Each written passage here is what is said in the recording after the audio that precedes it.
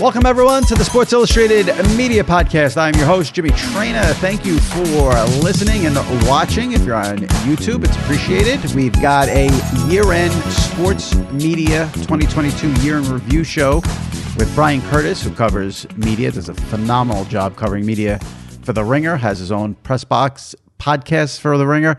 So Bryan and I will go through the biggest stories, most notable stories, people who stood out in sports media from the past year.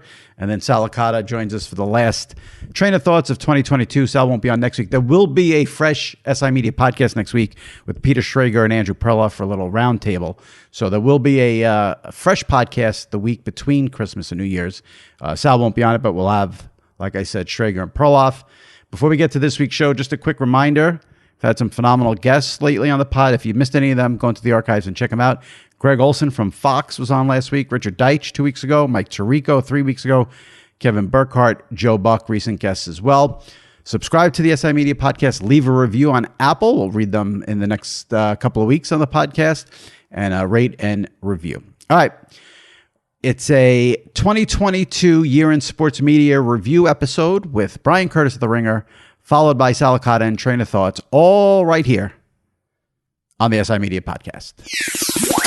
All right, joining me now, couldn't think of a better guest to end the year with and do a sports media year in review than a regular here on the SI Media Podcast, The Ringer's Bryan Curtis. Bryan, happy holidays. How are you? Phil, we should have party hats on. I know. 2023 insignia, be ready for the new year. It's that time of the year where you have to do lists and awards. It's the law of the internet. You don't do a list or awards. I checked my contract. It was actually in there. There must be a year in something. For like the last 4 weeks, I said to myself, I'm not doing awards. If the higher ups come to me, I'm going to just push it off as like, this is just like, can we be original? And then I broke down. I'm like, I should do awards. So here we are. The thing is, it works, right? Like you go look at all the stuff you did over the year and you're like, well, it kind of nicely divides into things and it's fun. Well, one of the reasons why I think awards, like something like this, Sports Media Awards, is a little bit ridiculous because I feel like we forget everything that happened up until maybe September. Yeah, it's true. It's like the Oscars. Yeah. The movie that comes out in February is not going to win Best Picture. Yeah. Well, let's start there. So I'm going to have a column on SI.com with the awards and superlatives. So people can check that out, and this will sort of be in tandem with that. But we're going to go into other stuff as well. But I'll start with something fun, and then we'll get into some heavy stuff about stories of the year. I did a thing, the line of the year for a broadcaster, and I gave it to Al Michaels for that Thursday night game where he was basically, taking a dump all over the game because it was 12-9 and there was no offense. And he said, this is a game you'd see on CBS as the fifth regional on a Sunday. And I thought, I don't think there's been a better line from a broadcaster the whole year. And then I went back just to make sure. And there was something that happened in February, which I say we always forget about. And it was on Inside the NBA when they were announcing the All-Star rosters. And if you remember at the time, there was a lot of controversy with James Harden. This was when he was on the Nets before he got traded and he wasn't playing. Said he had an injury. Then he got traded to Philly and, the injury went away. And LeBron and Durant were picking the teams. And James Harden went last. Durant didn't pick him with the second to last pick. And so LeBron takes Harden and then asks Ernie and Shaq and Kenny and Charles, is what's going on with James? Is he healthy? And Barkley's hysterically laughing and goes, oh yeah, he just got traded. He's healthy.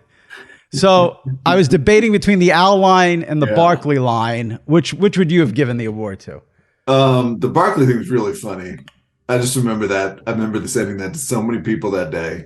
The Al thing is pretty amazing for me because you and I both know play-by-play guys are supposed to be like Michael Cole doing a WWE match where it is the greatest, most historic thing ever. And there's almost a code that is broken when you admit that it's not. And I don't know about you, but I had people in the industry after Al's line say, wow, we don't do that. That's not something we do. As a viewer, I love it because I'm for honesty. And if we want someone else for the medal stand here, how about Troy Aikman saying he'd rather be doing the Cowboys 49ers game in playoffs back in January rather than, I think it was Bucks Eagles that week. Yes. Bucks. Yeah, he was pissed because he wasn't doing the game he thought he should be doing. That is a great call. On that. Yeah, it feels like we're seeing what they really feel. And that's a great job. Again, I'm all for honesty. I'm sure Amazon's like, whoa, okay, but I love it. It's a great job by you bringing that one up. Great job. And I think what had happened was it was one of those weeks where. Was it a cross flex where CBS got it? Or no, I know what it was. CBS paid for an extra playoff game. That's what it was. CBS paid for an extra playoff game. So they took the Dallas game and put it on CBS. And then Troy and Joe were, yes. And it's funny because I remember Troy, I don't know if he may have been on my pod and said it to me, but he didn't think that line was going to be a big deal. He was shocked that line became a big deal. Which, I feel Troy has that a lot, remember? Because then he did the Rams-Niners and had that line about Jimmy G that was kind of offhand. Right. Well, now unfortunately, it's up to Jimmy G. Yeah. Yeah. I think the line is like, now, unfortunately, it's up to Jimmy G. Yeah. It's funny what you say about Al, because I know Buck I asked Joe Buck on the SI Media Pod about how he'd handle those rough games and what he thought. And he said he loves Al. He said he's friends with Al. He talks to Al. He wouldn't have handled it that way. So what you're saying about people in the industry being taken aback, by that line was that's not one Roger Goodell wants to hear on an NFL telecast. No, and to go back to Buck and Aikman for a second, when they had the Thursday night package and there were a lot of crappy games on Fox, I thought that actually really helped them because they would go in there like they were doing a comedy roast. And just like, hey, we're loose. This is not Sunday afternoon, folks. This is Browns Jags, and we're coming in here doing jokes and having fun and stuff. And I actually thought that let them wander into a territory that was different for them. That was a little bit looser. I thought it made Troy a little bit looser. And now when you see them on Monday Night Football, very much in that same mode, whether the game's big or not, it feels to me like you can trace a little bit of that back to them doing Thursday Night Football. So there's two ways to do this, right? That we can say, wow, this game sucks. Or we can say, okay, this is a great game. Let's let it rip. Let's have a little fun and give people something else. And both ways work, as they both showed. But yeah, I love the Barkley line. But like you said, Al gets the award because of the balls it took. Charles can say anything and no one even flinches. They give him a raise. Yeah, exactly. Well, all right, let's go there. That was one of the stories I did not put in my column because I wanted to keep it kind of straightforward. But I toyed with the idea of doing a biggest tease sports media of the year award for Charles Barkley, because we thought for a little bit there he might be going to Live Golf.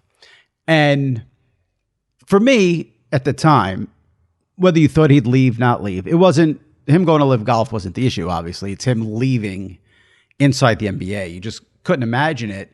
But then you have Charles going on Dan Patrick saying, whoever pays me the most money, that's where I'm going. And then, of course, he ends up staying with inside the NBA and Turner or Discovery, whatever it is now. That was a fun sports media story throughout the year, I thought, and the way Charles played it.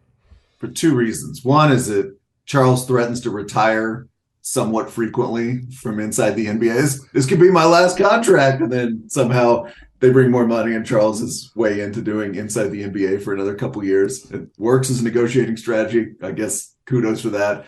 But the other one is he's like one of the few unreplaceable people on sports television, right? You and I both know the truth of this. We always say, like, we love this announcer, but if he went away tomorrow, that's the business, right? Somebody else would step in and it would probably be fine. I'm not sure that's the case with Charles Barkley. The show would probably still have its own rhythm, Shaq's there and all that stuff, but he's not easily replaceable if he's replaceable at all. Yeah. And listen, truth be told, I'm not a big golf guy, but it does seem like if you look at that story now in late December, I feel like Live Golf's not even on the map really. So would have been a disaster, I think, if Charles ended up doing that. I mean, he may have gotten a lot of attention for it, and maybe the tournaments would have some buzz. Who knows? Who knows where he would be calling those? They don't have a TV deal. Who knows where you'd see Charles? But it all worked out the way it should. I think. Yeah, and maybe they have a TV contract if they can offer Charles Barkley as talent. I don't know. Right. And only Charles can sign like this mega deal, and then the next day come out and be like, "Oh, I'm not finishing this contract." He started the retirement news cycle early this time, right after he signed the new deal. Yeah. His standard line is, "I don't want to die on the air." But it's funny. I had Kenny Smith on the pod during the year, and I had asked him about this was even, I think, before the Live Golf stuff. And he's just like, Charles is never gonna. He goes, Kenny. This is a great line by Kenny. What he said on the podcast. He said, he tells Charles, "What you're doing now is retirement. You're in retirement now. This is retirement doing that show because it's so fun and not a lot of pressure and stuff like that." So. Totally, yeah. and that's part of what's fun about it, right? He's in I don't care. I'm done. I'm going to show up. I'm going to watch some basketball, maybe not a ton of basketball, and let it rip. And in that awards piece that I did for SI.com, I said, I gave best sports show to Inside the NBA. And I wrote, I feel like it's very easy that people just say, well, everyone knows this is the best show and this is the best show. So let's recognize another show and give it to someone else. But I thought they really had as good a year as they've ever had. I mean, they cover everything. They do the serious, they do the light, they make fun of each other. The fact that they can make fun of themselves, which a lot of people in sports media can't do. But when they have to break down, and I love that they take.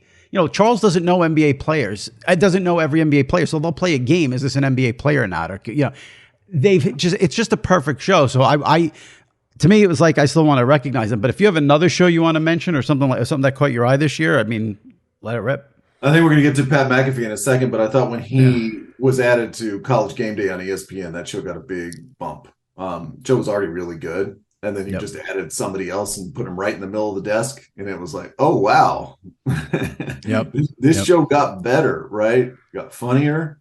It added an element of danger that the show probably didn't have, especially when you have all those Home Depot ads and all that other stuff around it. It just, I thought that show, which I watch almost every week, was really, really good, especially at the end of back. Could not agree with you more. In the column I wrote, I gave out 2 Best Edition awards, because I had to mention Chris Russo on First Take, but that's a part-time thing.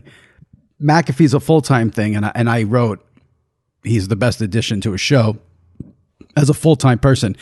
It is that show is on the Inside the NBA level. So to go in there and fit in as well as he fit in, and I know he's tight with Herb Street. I've heard Herb Street was the one who really wanted McAfee on that show and really pushed for it. And obviously they've had issues this year. Unfortunately, with Lee Corso, missed a bunch of shows, obviously getting up there in age, not a secret.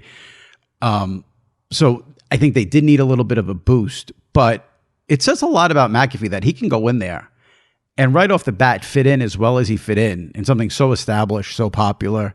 And I agree with you. I thought he added a lot of fun to that show. And that show is a perfect fit for him. There's a way he could have been out of that show where he would have just done bits, like I think he sort of did when he was on it a couple of years ago, as kind of a roving reporter and jumping off boats and doing things like that. But that show requires a lot of knowledge of college football to sit at that desk and talk intelligently about, dozens and dozens of teams that are different from the NFL teams you also have to talk about.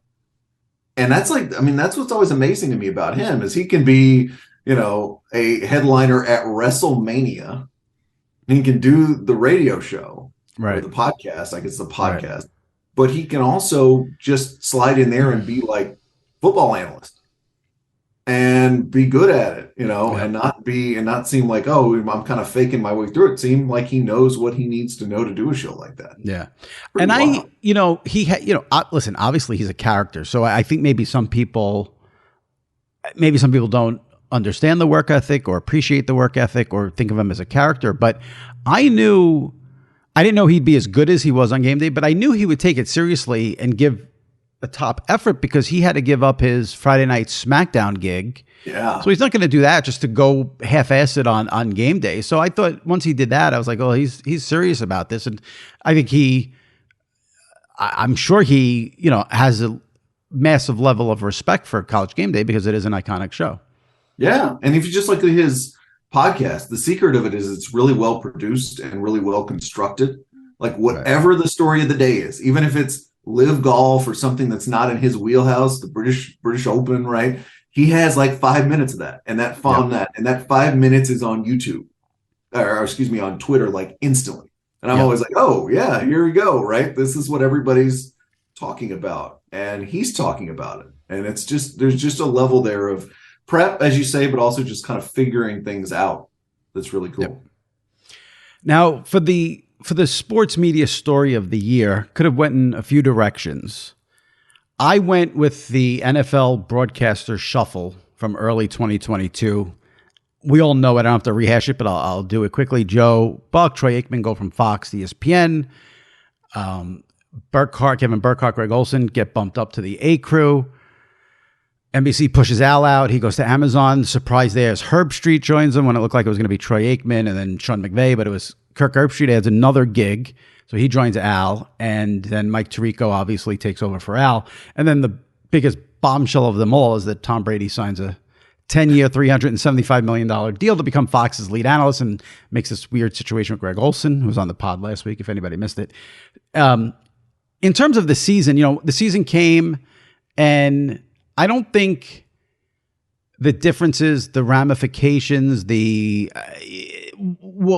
I thought the significant thing was I think Buck and Aikman really elevated Monday Night Football. Other than that, I don't know if their fallout was significant, but there was a couple of months there where it was complete anarchy with the NFL announcers. So that was my story of the year. What It was about a you? great time to be us. Yes. We could feel like Bill Carter did during the, late night wars when all that felt very, very important.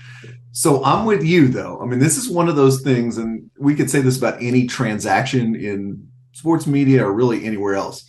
The transaction is often more interesting on its own than what the result of the transaction is. And has your NFL viewing experience this fall really changed all that much? The only difference I feel it is on Monday night because I haven't watched the Manning cast all year because I just like Troy and Joe are there and I just leave it on. I don't think about it. But I would say that's the only difference. Yeah, and I'd say the crews right now, top to bottom of the A crews, are really good. And I've said, I think a couple of times, this is like the best I remember them being in my lifetime. Again, there's not a real weak spot there that you can find. But just in terms of, look, there was a lot of money, there was a lot of interesting little power moves and all that stuff. But at the end of the day, what was that about? I mean, there was a moment where you could say, okay, Fox has figured out that announcers shouldn't be paid gobs of money. So they're going to go young and bet on it. But then they just signed Tom Brady for twice what they would have paid Troy Aikman. So that wasn't an idea. Right. There was really no idea behind any of it other than we're going to go shuffle people around, pay some people some more money, have some power games and stuff like that. Right. And at the end of the day, it's football. We're still watching it anyway. And yeah, that's where I am. Well, obviously, Tony Romo signed a huge contract, so then other people wanted to get paid. Yes. As they should. And I do think the league and the networks all re-signed, I think, 10-year deals. But so, it's funny because I've had people will say to me like, "Oh, what about this person moving? Aaron Rodgers should get in the booth." And this, I'm like, here's the thing: what happened in early 2022, that's not happening for a long time because they all have long-term contracts. These are the booths now. Outside of the Brady wild card, these are going to, or something, someone decides to retire out of nowhere. These are the booths for a very long time because they all sign these big deals this year. Yeah, I agree. And now, of course, we say that, and then there'll be some tweet, Kirk Herbstreit, I don't know how he feels about the NFL. Well, I can see Al maybe departing early from Thursday night. Well, and what made this whole thing possible is that you could offer somebody $15 to $20 million either to change networks or to leave the NFL, like in Sean McVay's case or maybe John Lynch's case, and come to broadcasting. So if it's not an A job where you have $15 million in a briefcase to offer somebody, is it really going to be that interesting a job? No, Aaron Rodgers will be like, yeah, I would love to work on the C crew. No, he's not. But I've heard some little birdies have told me Rodgers is going to do studio for Fox eventually. I've heard the same from at least one birdie. Yep. And, Fox is kind of in the same, we talk about College Game Day, right? Fox has had the same guys in that job for 25 years. Right.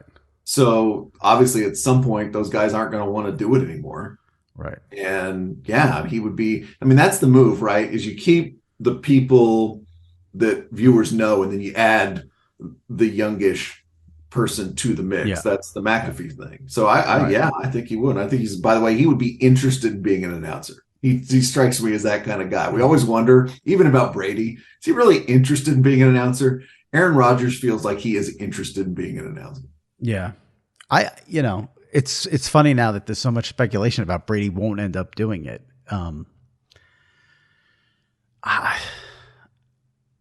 I don't see why he wouldn't. Why wouldn't he? Why would he give up $375 million? He's obviously in a new phase of his life here, from a personal standpoint. So I think it makes sense for him to do it. And I don't think he'd shy away from doing the work. I don't think so either. And I think he'd be competitive about it, competitive with Troy, with Peyton, with all these guys. I think the only thing with with Brady would be like, what are the things he most wants to do in football now? Number one, clearly own a team or be part of an ownership group. So if there was a way to get in there and do that, right, maybe he'd prioritize. I also heard the theory that he's going to use a couple of years at Fox to basically do an audit of the entire league, because he'll be going around talking to people, so maybe that sets that up. That makes sense.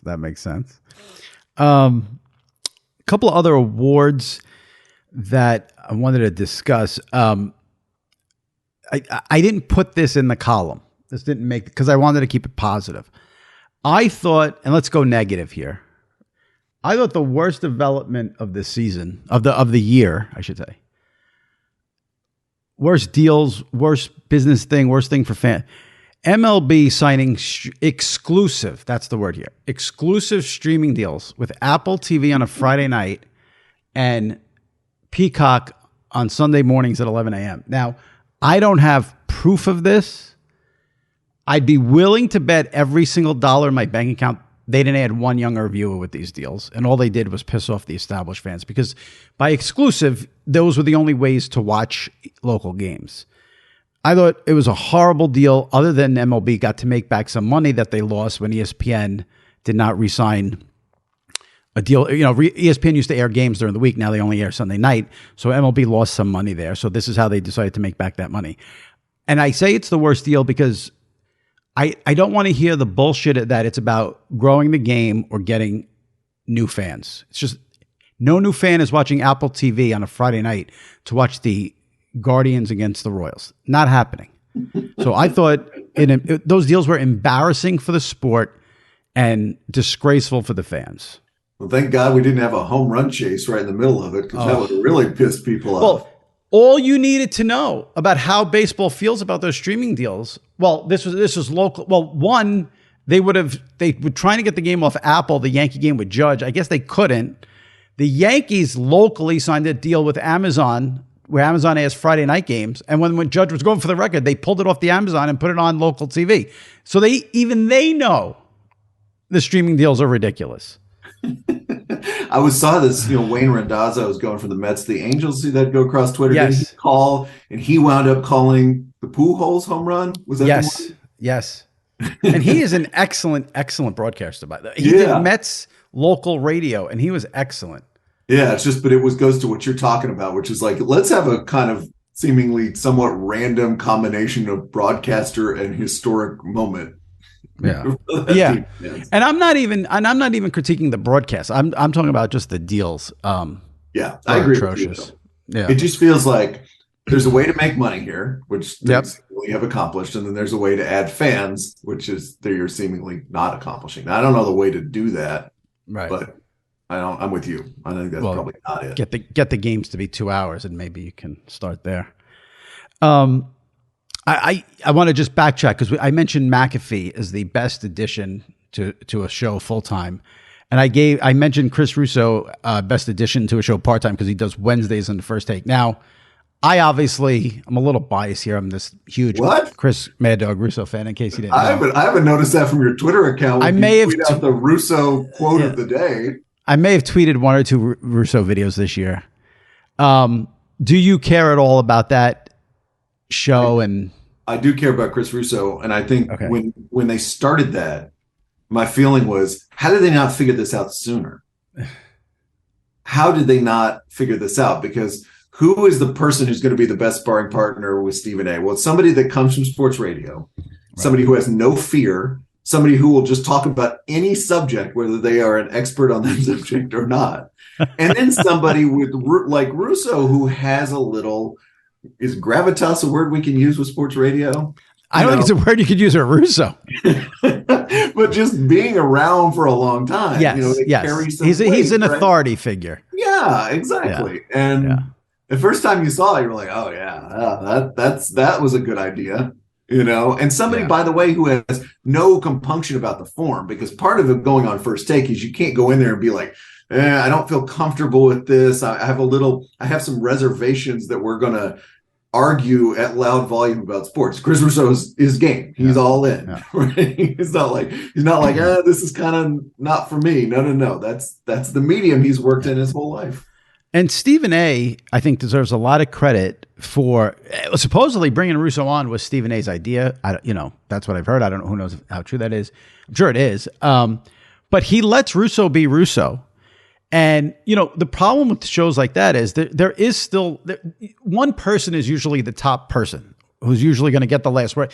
It's not like that. He lets Russo do his thing. And, Stephen A's there making, whatever it is, 10, 15 million. He doesn't have to bow down to anyone or sort of play second fiddle. And he does. And that's what I think makes it work. I think the fact that he lets Dog go at him says a lot about Stephen A there. Which was not happening with Kellerman. Right. And with him, it really kind of only happened with Skip in terms of people who he seemed to regularly like, okay, I'm okay with this dynamic. I don't know if with Michael Irvin in that group, that's like its own thing. But yeah, it does. The show doesn't work if you don't feel the person respects the other person or thinks I'd maybe say the person is on the same level that they are. And he feels yeah. And I really wanted to figure out a way, and I didn't, and I wish I could have, but I wanted to figure out a way in that awards piece to come up with some award or title for Molly Kieram, because she really does an outstanding job on that. I mean, I usually only watch it on Wednesdays. But what she has to deal with is not easy at all. And she does it flawlessly. She's really, really good. Yeah. It's like you want the show to be off the rails, but not off the rail. Right. Exactly. We got to get in, got to get those commercials in, right? We got to go from topic to topic. And yeah, I agree. Yeah. And another award I gave out, I did Best Podcast, and I gave it to Jason and Travis Kelce, who have a new podcast that I love called New Heights. There are so many podcasts out there that how you pick one is absurd. But I want to tie in two things here. I want to ask you if you have a new podcast you started listening to that you really enjoyed this year, or you want to mention one. And the other thing is, I think the Kelce podcast goes into another big storyline in sports media this year, which was the new media versus old. Not even new versus old, but just new media. Draymond Green obviously made it a big deal. And we see all these current athletes hosting podcasts now, or, pretty much just out of the gate. JJ Redick has a super popular one. He just stopped playing a few years ago. The Kelce brothers have it. Draymond Green has his, obviously. You're seeing current players doing radio interviews every week. Aaron Rodgers on McAfee, for instance. So so new media versus old media was a thing this year that I'd love to hear from you on. And if you have a podcast you want to throw out there and mention as something you thought was the best, go for it. Well, I think the player ones rely in large part on how good the season they're having or their teams are having. So the Kelce's are right in the happy spot right here. Yep. As long as Jalen Hurts' shoulder holds up. Draymond's had a lot of juice on it during the NBA Finals, because I'm not sure how often I would listen to all 20 minutes of that, if we're being honest, after every Finals game. But there was a certain immediacy to being like, oh my gosh, here is somebody who just played an NBA Finals game talking for 20, 25 minutes, right, about the game they just played. The Aaron Rodgers one has had less juice, to be honest, since Aaron Rodgers is not winning on the road to winning his third straight MVP, right? Packers aren't good. So that's an interesting part of it to me. I sort of am my attitude's always been the more the merrier about the quote unquote new media stuff. And by the way, that is the worst title ever. Did Draymond coin that, or did that come from somewhere else? I don't know if he coined it, but he certainly used it a lot. Right. And I think sometimes there's a little edge of, I'm the one who gets to talk about me. You, the reporters, don't get to talk about me on your show. I get to. This is good to talk about me, and I don't have any problem with obviously athletes doing that. But I also think like this hasn't really replaced anything in my life. Right. I still want reporters. Right. And podcast. And I also think there's some element, especially when Draymond Green says it, when he says new media, to me, it almost means like players will not be bashed and bashed is even, players won't be criticized even. Well, I hate to say this, and maybe I'm going to sound like it. If you play a sport and maybe you mess up somewhere along the line, like you're going to get criticized. Like that's just part of the gig. Like, I'm sorry, the week we're taping this, like you're allowed to say bad things about Jacoby Myers. Like that's just part of it. And Draymond, like new media means like, oh, we'll never. So you have to also have some credibility there. I mean, you have to, if you're a current player hosting a podcast, you have to say like, what the hell was Jacoby Myers doing? You can't be like, well, the guy was trying hard and gave a good effort. Like, so to me, a lot of new media, I'm doing air quotes for people listening, is code for like, we're not criticizing any athlete ever. And that's a little ridiculous. Yeah. No, I mean, look, that's part of it is like, I want to be in a place where I'm going to do my thing without having the sports writer intermediary asking me questions or interviewing me and all that stuff. That's clearly part of this. Also, I want to own things. I want to own a piece of the media, right? That, by the way, goes to broadcasting too. Like there's a reason Peyton Manning is doing the Manning cast rather than sitting in a booth, because he can have some ownership of the stuff he works on. So I do understand it from that point too. But again, to me, it's always a supplement to the stuff journalists do rather than something that's replacing the stuff journalists do. Agree. A couple of other things from the column for awards. Given that I write a daily column for SI.com, I'm always looking for stuff that's going viral. And, it's not just sports media, but anything sort of in the internet world. And I said that the viral moment of the year, and to me, this was not even close. There was no runner-up, was Bryan Windhorst. And why do you think? What was that about? What a phenomenal moment. And I love that he sort of embraced it, and it became really fun. And a lot of times we all forget about having fun, but that was just so good. It was so good. It feels like we should do like the NBA postseason trophies where they're now naming it after people and just name this after Bryan Windhorst. The Bryan Windhorst viral moment of the year going forward, because it's like it's like naming something after Jordan. I think this is it, right? This is, and as you say, I'm sure there were other funny things like that, but it was awesome. Every part of it was awesome. It was right. You hit on it. There's a lot of layers there. Like it starts out, it's supposed to be a conversation about Kevin Durant. He brings up a Nets Jazz trade. Yes. His colleagues don't know what the hell he's talking about. And he's basically telling them like, just sit there and listen while I explain what's going on. And then the double finger point. Why would the Jazz do that? I have to say, I'm sure you feel this way too. We're on Twitter so much because of what we do. And we could probably each of us could probably name 100 GIFs that we don't ever want to see again that get used on a daily basis.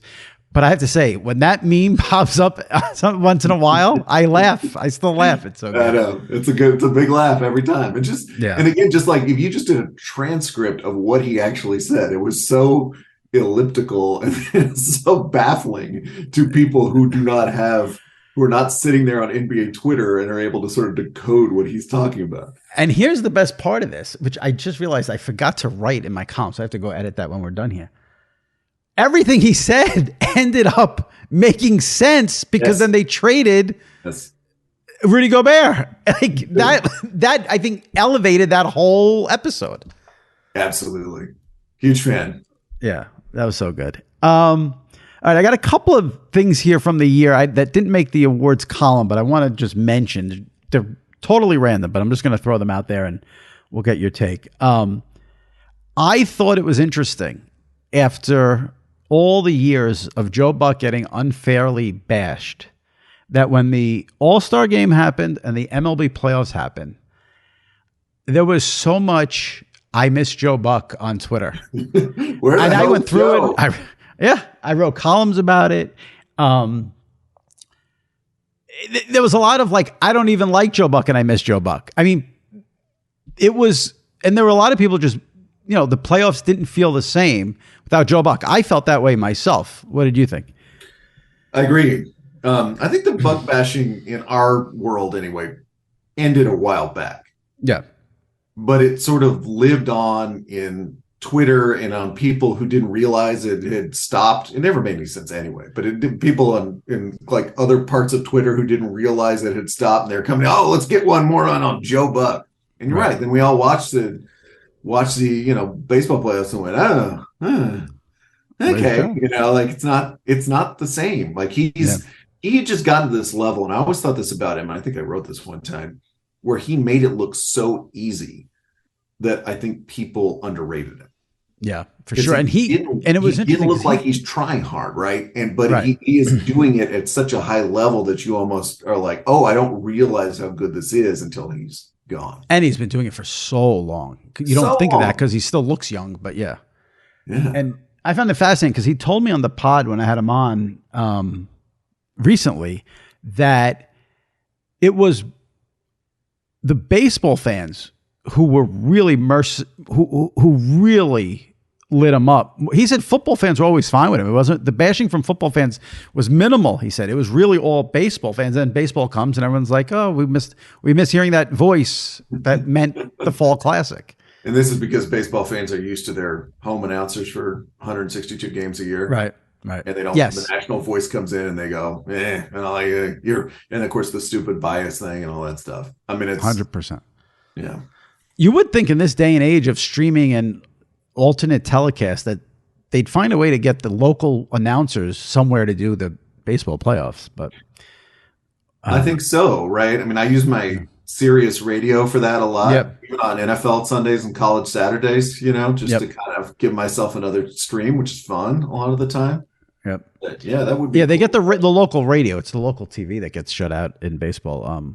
Speaking of the baseball playoffs, I thought one of the low moments of the year for sports television was that promo that aired during one of the TBS, which is part of the Discovery family, which includes HBO, where Bob Costas, of all people, I mean, I think that's what made it so horrific, was Bob Costas, who's got such gravitas and such a serious journalist, gets on camera and says, the game was in jeopardy of being played tonight. Meanwhile, the game was in New York where I live. It was a beautiful day. So I didn't know what the hell was going on. And they cut to poor Lauren Shahadi, who has to do this cringeworthy promo about Game of Thrones or the new Game of Thrones or the old game, whatever it was, with some dragon. That was not good.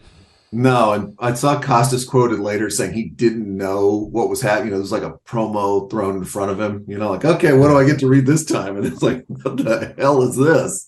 Yeah. It's just one of those things too. And you talk about like baseball fans, like who is watching that game and sees that and is like, I should check out House of the Dragon. I didn't know this was happening. Let me go check out this show. No, surely no one is thinking that. I'm just fascinated. Someone came up with an idea for Bob Costas to tell the audience the game was in jeopardy of being played. How does that get approved? Did they go to like rain delay programming like they had when we were kids? If there was a dragon attack on the stadium, do you know? I mean, just do like old documentaries for an hour. I just have Bob Uecker on screen, filling time. I don't get it. I didn't get it then. I don't get it now. The other thing I wanted to mention, I thought you were going to say Harry Carey coming back to life when you said like worst promo. I saw that in recapping the year. I saw that and I said, this was bad.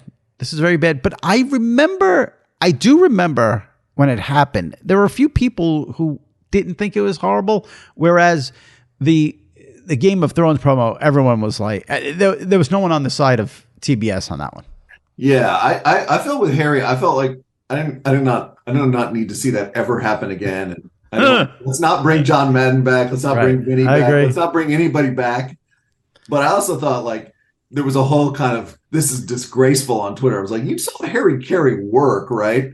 You saw the parodies of Harry Carey from Will Ferrell during his lifetime, right? Like, are we sure that this is where you draw the line for we are insulting Harry Carey? It's like, I think again, someone comes up with that idea and it gets approved.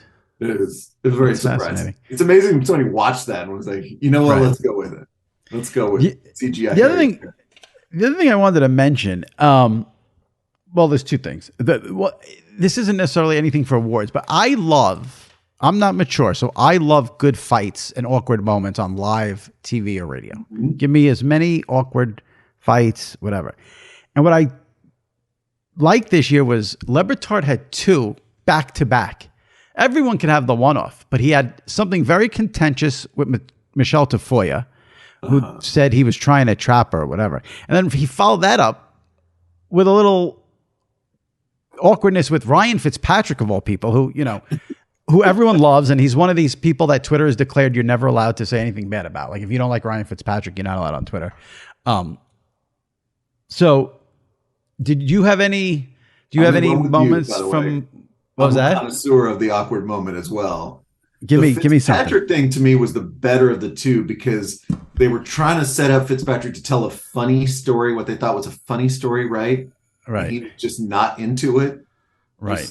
I don't want to talk about getting hurt on a water slide. Yeah. And is this the one where Dan Patrick, no offense to anybody, where Le Batard was dressed up as Kane during the interview that just gave it this unbelievable second gear where he's just in full, I think it was Halloween costume. I think it was Halloween week, and he was dressed as the wrestler Kane. Yes, and then fighting with Ryan Fitzpatrick threatening to hang up on him. Yeah, if you're ever going to have an awkward moment on television or on streaming, you should definitely be dressed as Kane when you're doing it. And I think what happened there was Fitzpatrick was on the phone; he wasn't on Zoom, so he couldn't even see Le Batard. And I think one of the things the Le Batard people thought was, tone is lost if you can't see, if you're just listening. And I think that Fitzpatrick thought they were trying to do like a gotcha to make him admit he got injured on this water slide. But like, the show is just trying to have this lighthearted moment. And Ryan Fitzpatrick, who everyone acts like is, the greatest chum in the world, got all bent out of shape. Totally. And when they ask the question, you could totally know, and you and I do this all the time in interviewing people, you're always looking for, here's the funny note that I could sort of throw in here amidst, 5 semi-serious questions to hopefully grab a funny story. And that's so clearly what they were doing. And Fitz was like, nah, I'm all good. Not playing. Speaking of Fitzpatrick, I should have mentioned earlier, one of the biggest sports media stories was the NFL inking an exclusive deal with Amazon Prime for Thursday Night Football. We mentioned Al a couple of times in the bad schedule. I think it's very, very significant that the NFL will give an exclusive package to a streaming service. It's worked out well from the standpoint of, I don't know. I mean, I watch the games each week. They seem fine. There's nothing, you don't feel like you're watching it. I don't like that I'm trapped by watching it on a streaming service and I can't flip around, but it looks no different than a Sunday night game or a CBS 425 game. How significant for the league? How significant for Amazon? How significant of a sports media story this year for the NFL going to Amazon and Amazon's broadcasts? I agree with you that the production's been awesome of the game itself. And that was, I think, the big thing with Amazon is they wanted to we want you to flip on and recognize this as NFL football, and not just NFL football, but like a really well-produced Sunday night game, like as Freddie Godelli did before he went over to Amazon. So that was really cool. Like, that part was good. I still would just kind of wish this had been a little more of a laboratory for experimentation. I mean, we got like Dude Perfect, which I watched 90 seconds of, and so I think I get the idea. We got LeBron, right, as an alternate stream. But I kind of wanted them, and getting Fitzpatrick and Richard Sherman on like that. Those guys are really good. Chris Thompson, good. Like, I'm good with a lot of the elements of the broadcast. I just kind of wish there was some part of this that felt very, very different than the NFL, even whether it was an alternate stream or something else that really hit. And I think they're still looking for that. And I think that was probably on their checklist when the season started, and I think it's probably still there. Yeah, it's funny you bring that up, because I thought, not necessarily one of the biggest stories of 2022 in sports media, but I do think significant, at least from my standpoint, is I did think once the Manning cast was invented last year, and once we saw the success of it, and not just in terms of ratings, but viral moments, social media, buzz, I had a big fear that we were going to be inundated with alternate telecasts. One, that really hasn't happened, which surprises me. And two, I don't think I can think of one alternate telecast outside of the Manning cast that's been even remotely successful or Stephen A. Smith's done a couple for the NBA. I don't think anyone would even probably know that. There hasn't been any buzz there.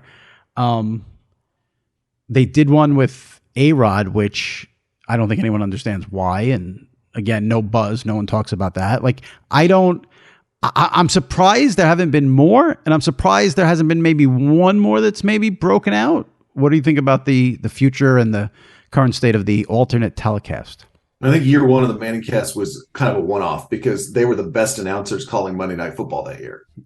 I mean, right. I don't know if we're counting Kevin Harlan. They were the best announcers calling Monday Night Football on TV that year. And they were funny, and they had bits, and it felt different and all that stuff. But it was like, so people like you and I are like, I'm watching the Manning cast.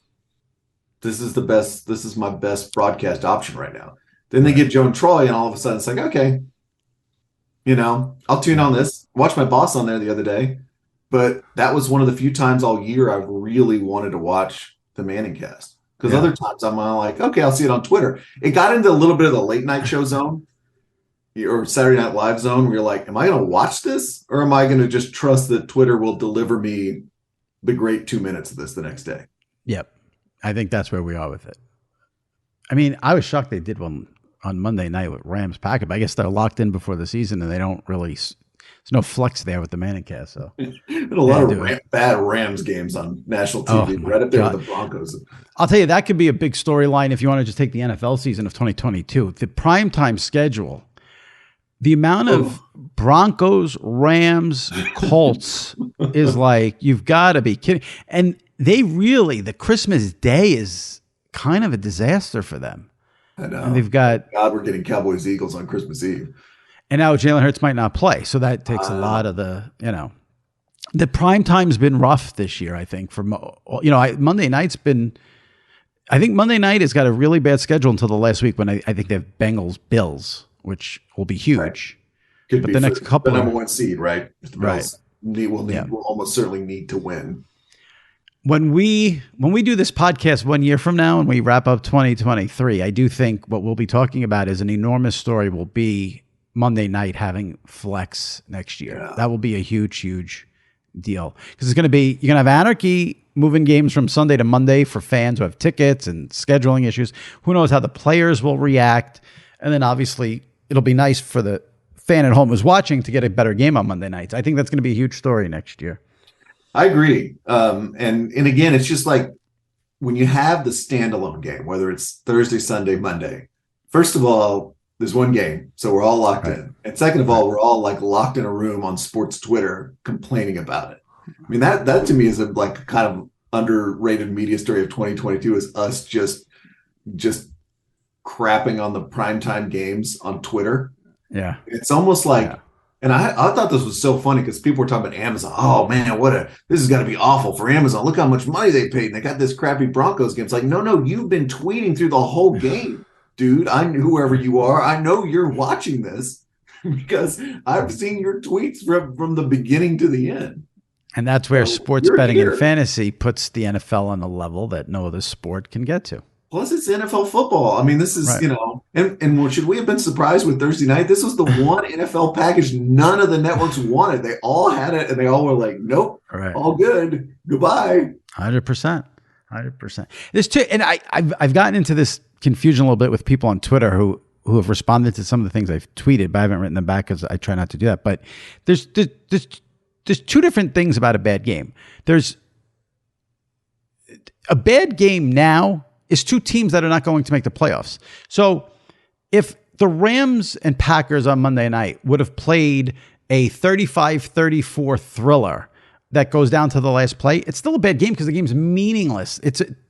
So if the games are meaningless, I don't care if the game's thrilling. Like I care from the standpoint of, okay, it's not a total waste of 3 hours that I'm watching it and betting it. But in terms of the broadcasters calling the games, all we want at this point is games where at least one team is fighting for a playoff spot. When there's two teams out of it, doesn't matter how good the game is. That's my personal preference. Yeah, and I guess the only exception would be if you have like Justin Fields having a weirdly awesome game or something, right? Right.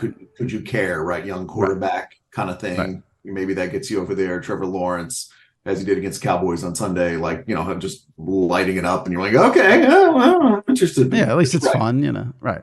But that's the NFL problem all the time this year. Yep.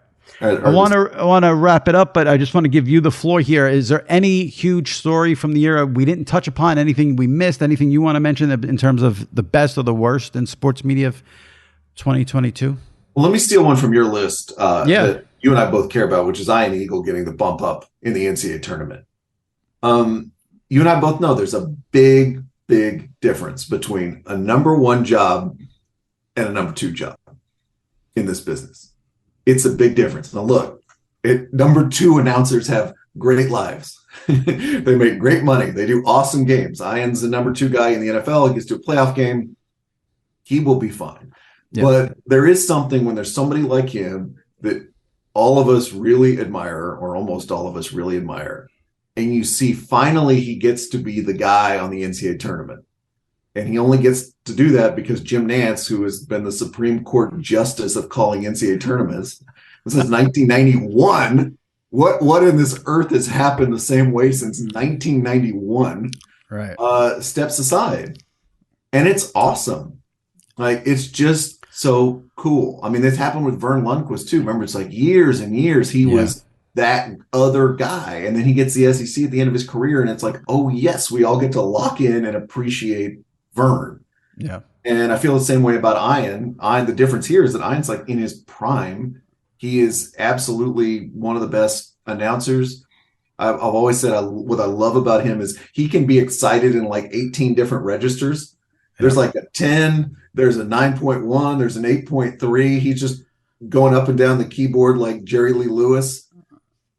It's great. And what I love about it is I don't know how much people outside of the New York area will know this, because will understand this and get this, because for years Ian worked with Raftery doing Nets games locally. Mm-hmm. And I can't tell you how, if you want to tell me they're the best broadcast crew of all time, I wouldn't argue. That's how good they were. Like, they have a chemistry. There's a father-son type thing there. And I love that the nation will get that when Ian gets into that number one role and does the games at Raftery. Because if you didn't watch there were local Nets games, so obviously the audience there is not massive. But as a New Yorker, I watched them because those two were hysterical together. And I'm glad the country will get a taste of Ian working with Raftery. When you're in the number one slot, can you do as many puns as you did when you were in the number two slot? That's you should. You should. Listen, it's sports. It's tournament. You should be able to do it. But quite as many puns? I mean, really, I say more. 10%? More. I say more puns. Bigger the audience. You have a bigger audience, so you need to. All right, Birdman. You heard it from Jimmy Traina. More puns. We'll end on something that has nothing to do with 2022 year in review of sports media.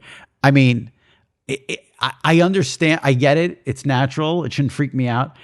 But listening to Noah Eagle on the Vikings Colts game, I mean, he sounds exactly like it's unbelievable. It's unbelievable, the voice. And I saw him a couple years now in the Clippers press room, and it's like, oh, you are the child of Ian Eagle. Yeah. Everything about you indicates that to me. And it's not just the sound, it's the inflections, the tones, the phrasing. It's the way you carry yourself, right? I always compare people who call games to drivers, when you're sitting in the passenger seat. And some people, you feel like you're going to go off the highway and into the guardrail. And some people just drive and you're just like, relax. They both have the same way of making you relax.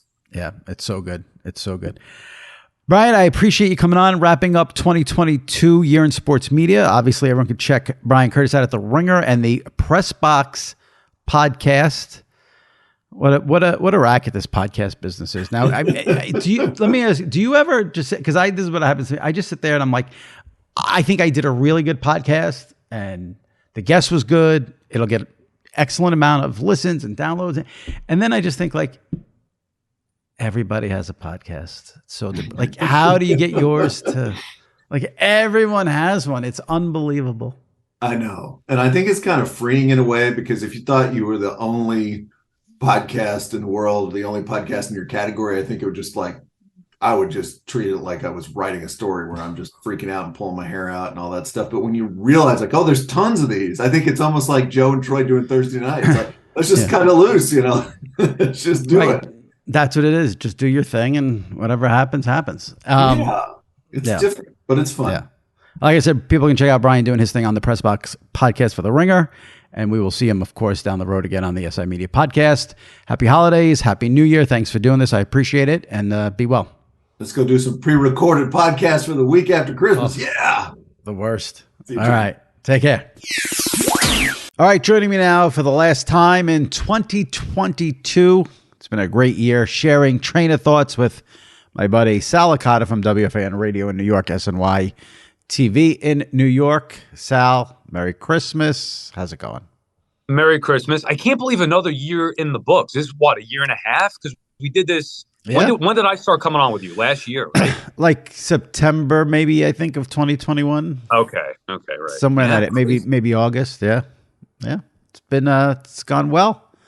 I don't even have any notes because this is the last one. I figured we'd just shoot the shit. But a couple of things I do want to bring up. Literally a couple of minutes before we started taping, because we talk about this all the time, the Wall Street Journal is reporting that NFL Sunday Ticket is going to go to Google/YouTube.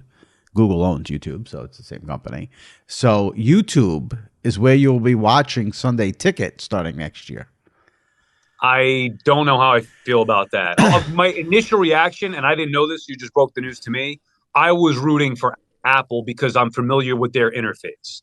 Right. So I watch YouTube, but not the way that I would something Apple. So I don't know, whatever. It's got to be, either way, it's got to be better than DirecTV, and good riddance now to DirecTV. We should never have to deal with them again. Well, yes, 100%, no doubt. But I want to reserve judgment on positive or negative till I see what they're going to offer. As I've said on the pod before, I need a quad box. I want to watch 4 or 6. Let me choose which games I want to watch, how many games on the screen.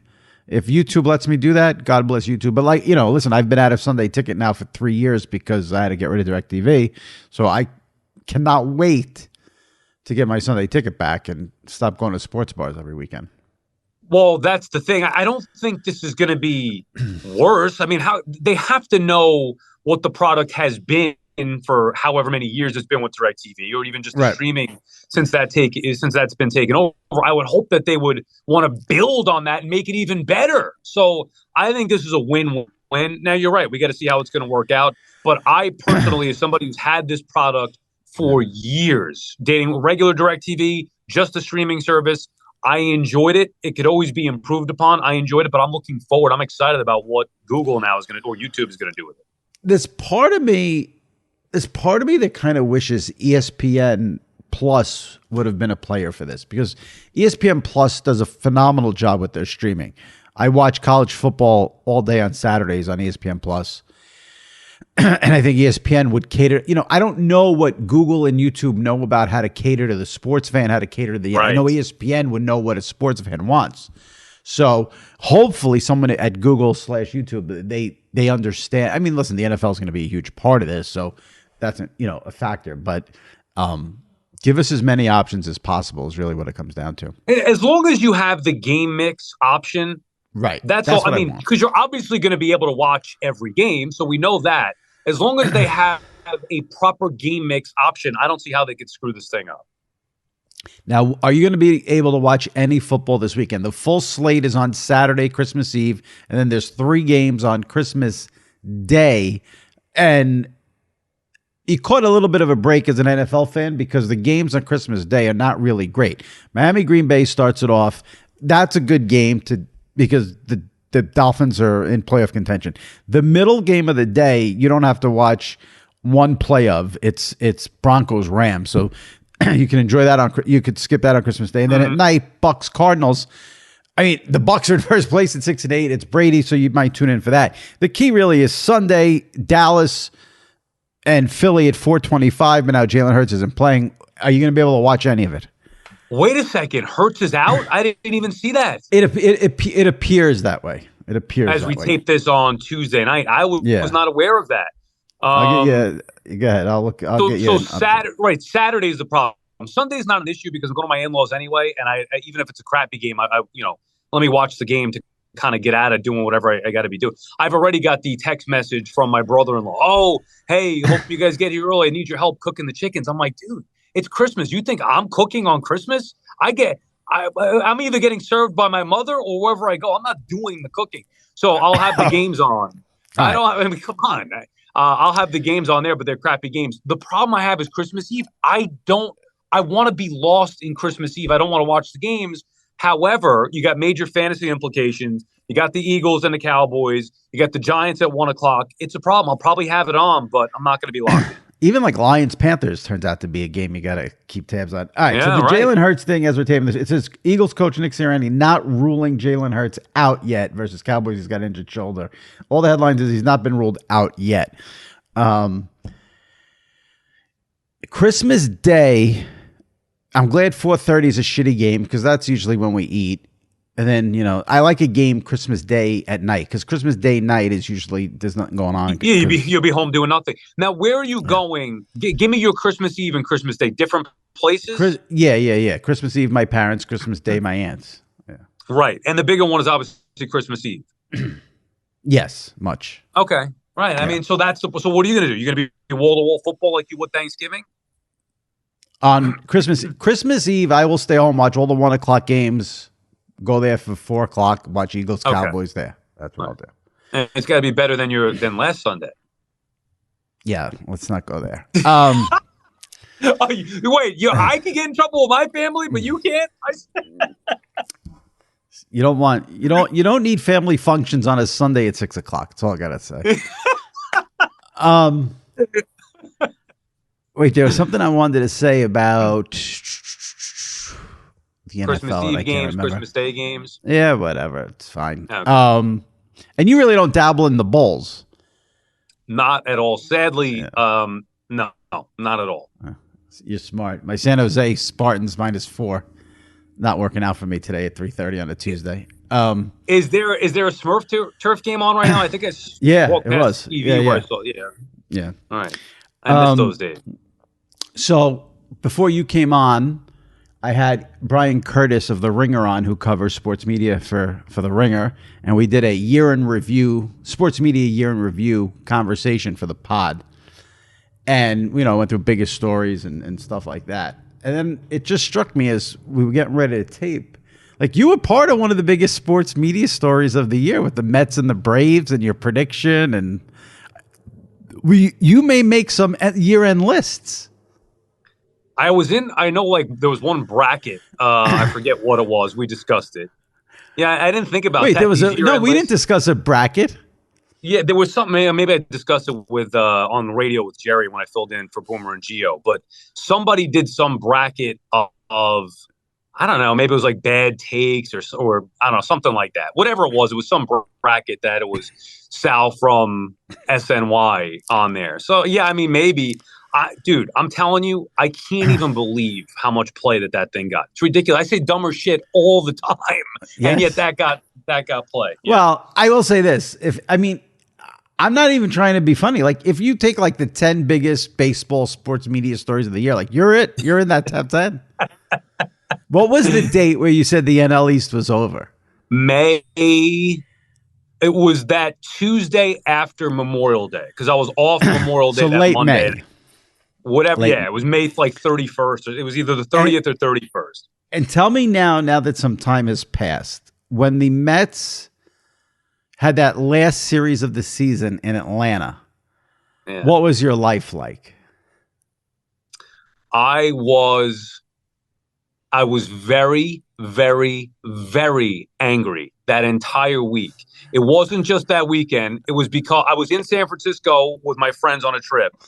At the Giants-Rockies game, I believe it was Giants-Rockies, and I'm looking at the phone because the Mets were blowing a game to the Marlins, and it bothered me because I felt it, what was coming. They were holding on all year, and then they were getting down to it right before they were about to take on the Braves, and they coughed up a game against the Marlins. It bothered me.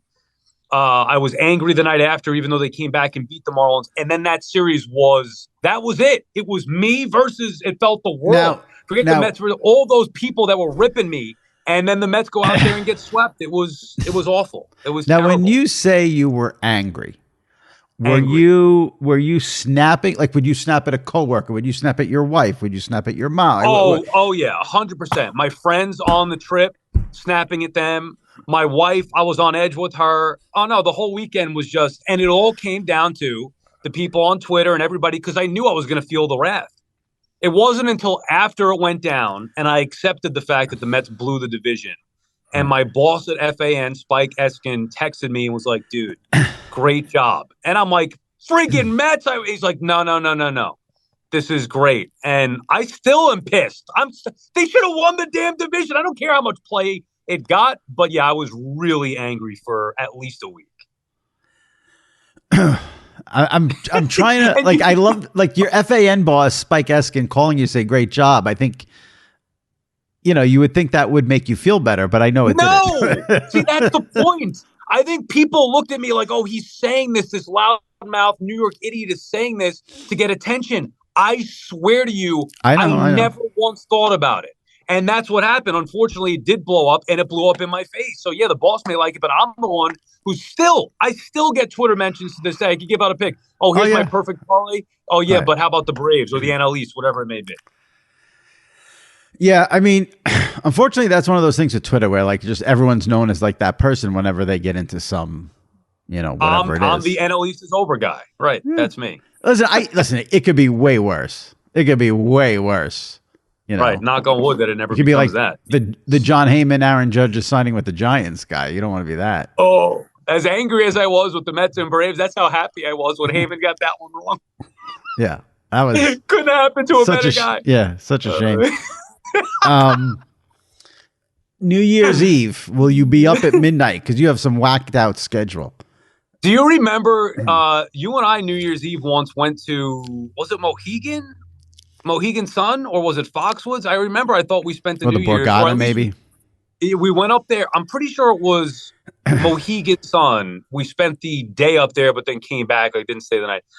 Look, dude, I'm too old for this. I will probably be home watching movies with my wife. As much as I want to say I'm going to do something, you got any big plans on you? Are there any games? You get the New Year's? Yeah, the playoff. Games, right? The playoff is on. The playoff is on New Year's Eve. But at night or 4 o'clock is the latest? 4 and 8. 4 and 8. Okay. Oh, it is 4 and 8. Okay. Yeah. I thought maybe 1 and 4. Yeah. So, I'm not a big New Year. I mean, I'm way too old for that shit now. And there's always, I'll watch what's on TV. I'll be with my family. The family will be here, and usually at my house. There's always a battle though over what to watch. Yeah. I hate Ryan Seacrest, so I don't want to ever watch that stupid show on ABC. Did something happen, or are you just not a fan? No, I just think he's just fake. Let me see. Is fake the right word? What do I think I just think he's. I never knew this. He's like Jay Leno. Like, there's just nothing there. There's just nothing there. There's nothing. It's just, he knows. He's great at, like, doing the intros and tossing to commercial and acting like, whoever he's interviewing is the most important. Like, it's just, there's a skill there. I know it's all bullshit. So I'm not really a fan. I'm not disagreeing. I feel the fakeness too with it. Now here's the other thing about this. So you have New Year's Eve, right? Mm-hmm. Midnight. The ball drops. 2023 comes in. Yeah. The next day is a full slate of NFL football on New Year's Day. I'm good with that because New Year's Day I wouldn't be doing anything anyway. So you sit around and watch usually a bowl game or whatever, or movies with my wife, same thing. So now, my wife may take issue with it because I'll be watching football, but it's a football Sunday. So that one I don't have a problem with. My only issue is Christmas Eve. And I'll tell you, with New Year's Eve, like, I don't like watching the ball drop myself. I try to avoid it. I don't know if we've ever talked about this before, but I get major, I don't know if it's anxiety, but like issues of everybody celebrating, year's end and we're going to have a new year. And I'm thinking, no, you morons, we're getting closer and closer to the inevitable end. Like, each year goes by, you're getting older. It's sad to me. I hate watching the ball drop. The ball represents death to you. Well, I didn't want to go there, but yeah, basically. Oh, great. You're all celebrating. And then you're closer to your grave, you idiots. On TV, they show all these people kissing and drunk in Times Square, and you think you're going to die sooner because And I'm looking at them saying, can't you see? We're all dying. And you're celebrating it. Have you ever done New Year's Eve in Times Square? No. And I lived in the city. So, but no, I've never done that. Yeah. Animals. You know what we did too? You and I have done a couple of New Year's. We did Billy Joel and Barclays on New Year's Eve. Right. That we had a group of people for that concert. Yeah, that was great. I think that was the first show. No, I was gonna say the first show at Barclays, but it wasn't. But yeah, Billy Joel on New Year's Eve. When he did Miami 2017 that was the first song. Whatever. Yeah, in Brooklyn. When the lights go out in Brooklyn. Oh man, because that was a great New Year's. That was good. I'm going to ask this, even though I know the answer, but I figure I'll tee you up. Do you make any resolutions? I don't. I used to. I'm not a resolutions guy. I think it could be a nice, fresh start for people mentally. But for me, if you're going to do something, just do it year round. I gave up on resolutions a long time. Are you a resolutions guy or no? No, absolutely. Yeah, you're just making sure. Yeah. Again, more nonsense. So because it's a certain date, you've got to decide to do. No, you should. If you want to do something, you do it. Doesn't matter what the date is. Right. A new year and all those resolutions out the window 10 days in. Oh, I want to, stop gambling. I'll do it on January 1st. No, do it when you decide you want to stop gambling. The calendar shouldn't have any grow up.